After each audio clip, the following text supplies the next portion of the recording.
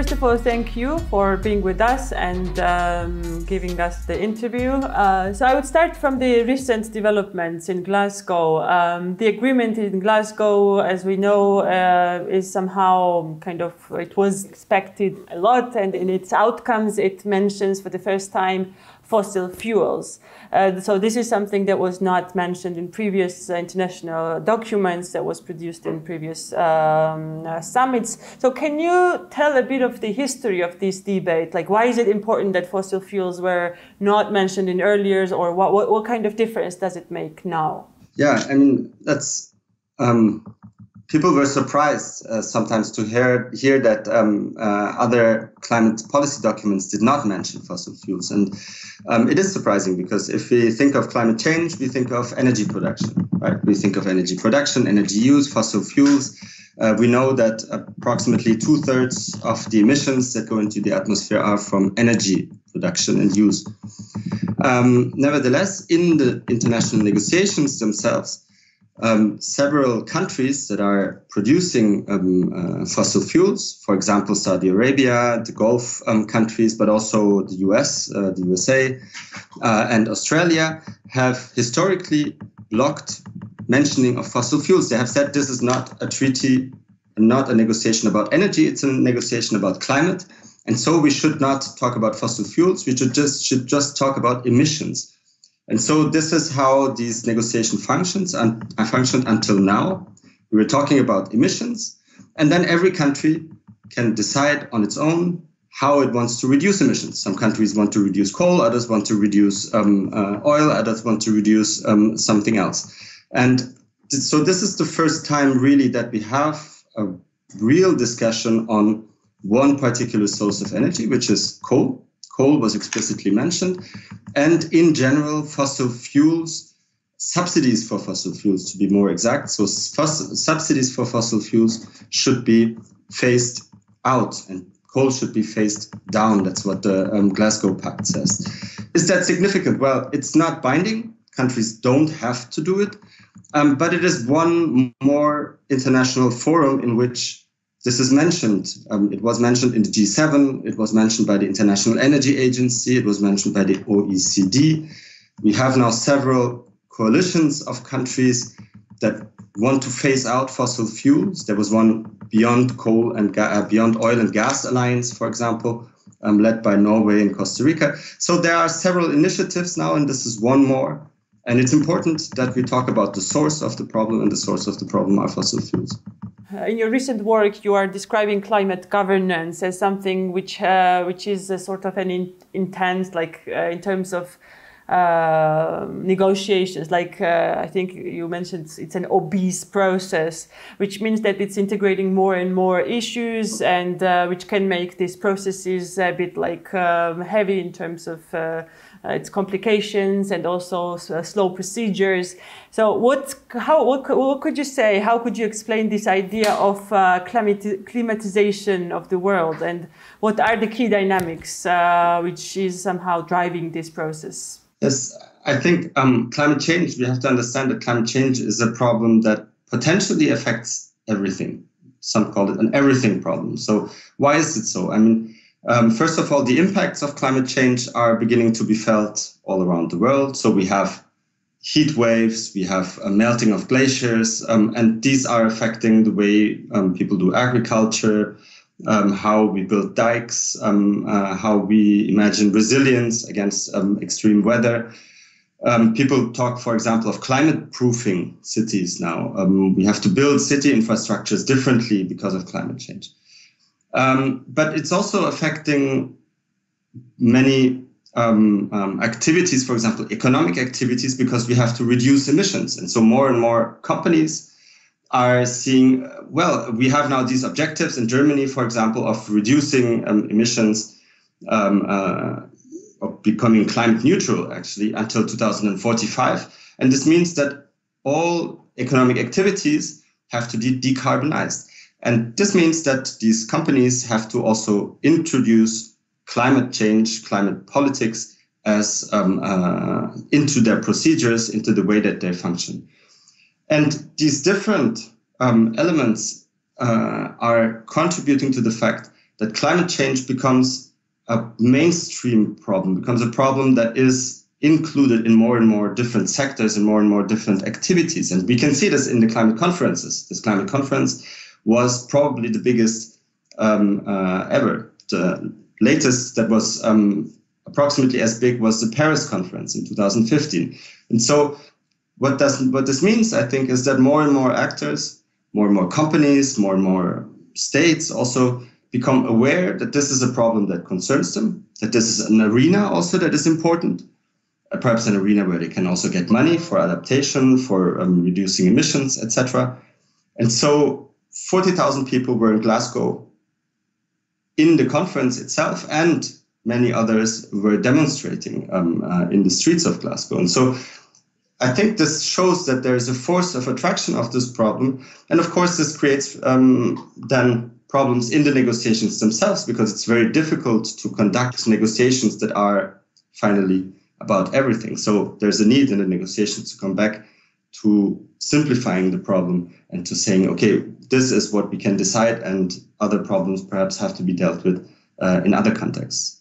Speaking of the German aspiration towards this transition, the sustainability and all this renewable energies, is there any sort of specificity that could be outlined in terms of how Germany plans its economy in considering all these climate debates? Like something that would be interesting for the rest of the world to hear also. Yeah, I mean, I think it's interesting to follow what happens in Germany, not because Germany is always a model to follow, but because it's also experiencing problems that other countries can learn from. So what we had in Germany is an energy transition, we call it Energiewende, that was started in the 90s, in the 1990s, end of the 1990s mostly, and which relies very much on renewable energies. So there is a law in place since that time, the renewable energy law.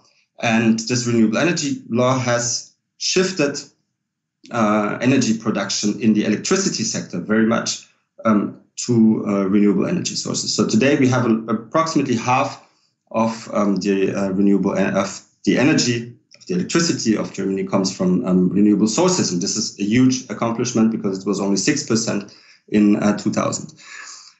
Then again, when we look at Germany, we can also see the problems. We can see that, for example, transport is very difficult to decarbonize. We have a very strong automobile lobby. You all know the German companies, Daimler, BMW, etc. And they really obstructed climate policy. They said, no, we don't want to change anything. For the moment, our business model is working. And so it has really took a long time. Now the new coalition that will be in place soon, hopefully will begin to tackle that problem and go into the direction of more electric vehicles. But this will also not solve the problem. Probably we also have another big chunk of work to do in the heating and building, heating for buildings. So what we really can see in Germany is that electricity is not all. It's probably the one sector that is easiest to decarbonize. And it's probably one that one should begin with. But it's very important to also focus on the other sectors, to focus on heat and to focus on transport. Going back to the negotiations, this whole process of international talks and with a lot of parties involved, what is mostly of key interest for countries like Georgia is like what is the role of peripheral countries in this kind of big negotiations where world leaders are meeting. I mean, we hear these debates. We hear also, of course, from domestic sources and international sources, and it's not always very clear who plays what kind of role. So, how can we think of ourselves in this process? And can we say that somehow these key players are still these key polluters, which are like United States and China or the European Union? I mean, this industrialized world, basically. Yeah, I mean, the climate negotiations are a mirror of our world, I would say, first, which means that the countries that are important on the international scene geopolitically are also the ones that are very important in the climate negotiations. There's also what you just alluded to. I think there's almost a paradox, a polluter's paradox in the climate negotiations. The more you pollute, the more you have a stake, the more you have something to say in the climate negotiations. And you can somehow think of it as when you negotiate for nuclear arms, reduction of nuclear arms or reduction of proliferation, the countries that are sitting on the table and the most important are those that have those weapons of mass destruction. So this is one way to think of these negotiations. Then again, I think compared to other international arenas, for example, the G20, the G7, the trade negotiations, actually the climate negotiations are relatively transparent and they're relatively inclusive.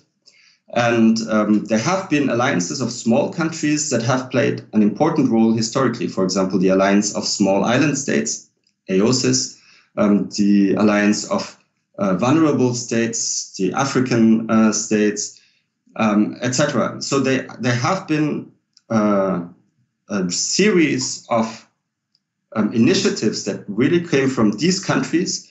And when the small countries align and have a common position, they can really change something in these negotiations. Because one thing to understand that is really important is these negotiations are by consensus, which means that no decision can be made if some countries object. And the more countries object, the more it is really difficult to go forward. And this means this gives a relatively big influence to also small countries to set some of the themes and to try to influence these negotiations by putting out the topics that they think are important. And just to give one example, we talk about today in these negotiations in Glasgow, one of the themes that was really important was loss and damage. Loss and damage is a notion to designate impacts of, for example, extreme weather events, of sea level rise, etc., that one cannot adapt to, that are just causing damages. And so there is a negotiation on the way in which these events should be, who should pay for them, and if there will probably be in the next years a specific fund for these kinds of events in which some of the countries will have to pay. And so this is, of course, a subject that was pushed for by small countries, by vulnerable countries, and there are other examples like this. So it is a relatively inclusive arena, but it is still an arena that is in this world and that obeys to the logics of geopolitics of this world. My final question is about carbon markets and some of the basic aspects of how they work, how these markets work. I don't know if you're aware, but Georgia recently signed an agreement with Switzerland under Article 6 of the Paris Agreement. And if I understand properly, so this is an agreement about having Georgia producing internationally transferred mitigation outcomes, the so-called ITMOs. So, which is like emissions reductions for Switzerland, basically. So, what is this? Some sort of a basic principle for carbon markets, and what is the mechanism that drives this whole process? I mean, could we say that this has a potential to reduce emissions? This is also a very old and very controversial discussion in the climate negotiations. Under Kyoto, the precursor of the Paris Agreement was the Kyoto Protocol from 1997. And there you also had a series of carbon markets, which were called Clean Development Mechanism and Joint Implementation. And the basic idea behind these carbon markets comes from economists, mostly American economists at that time, who said, if you look at climate politics, climate policy globally, it is relatively expensive to reduce emissions in developed countries, in industrialized countries, because they already have relatively efficient carbon, for example, coal plants. Whereas countries in the global south or in Eastern Europe at that time have still potential for very cheap emission reductions. For example, you can upgrade an old coal-fired plant and thereby increases efficiency, which helps the output and which helps also reduce emissions. And so they said, why don't we create a market in which rich countries can invest? So they give money in projects in poorer countries and thereby reduce emissions, which then they can count for their emission reductions. So the logic is the country in which the project is made gets investments, and the country which makes the projects gets emission reductions. That's the basic idea. The idea, of course, sounds good. And if you look at it from an economist's point of view, then it's cost effective. It's more cost effective than to reduce emissions directly in the rich countries. But it has several, of course, risks. And one of the big risks is that you create loopholes, that it's unequal. We could also say it's not fair that rich countries can just pay to reduce emissions in poorer countries instead of reducing them themselves. So it also has ethical implications.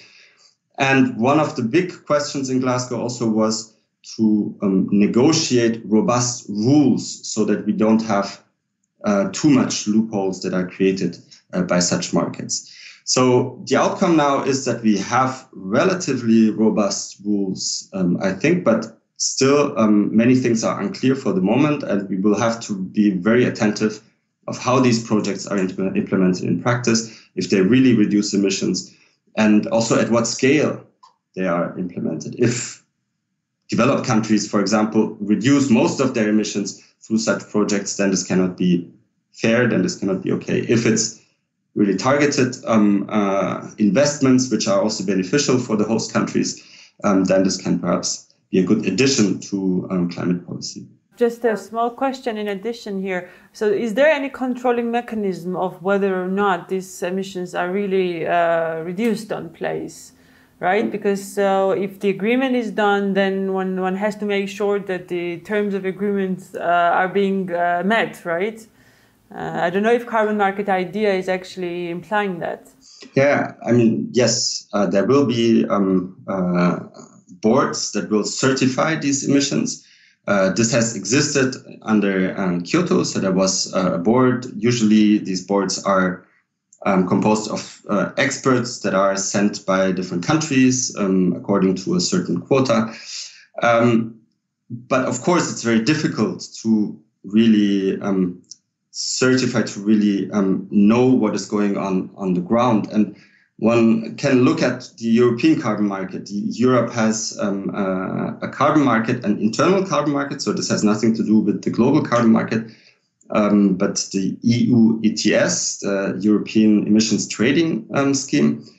And it begins to work more or less good now, after being in place already since 2005, so a long time. And the first years in which it worked, it was mostly used by criminals in order to print money. There were some of the biggest scandals financial scandals happened with these European carbon markets. So, and also the prices were very low, etc. So it takes a very big investment in terms of administration, in terms of control, etc., to create these markets and to maintain them. So this is a very important element, and I think we will see how this will be done on the international level. But seeing how the CDM, how the carbon markets from under the Kyoto Protocol worked, one can be skeptical that this will be really robustly controlled as it should. Thank you very much. Thank you very much.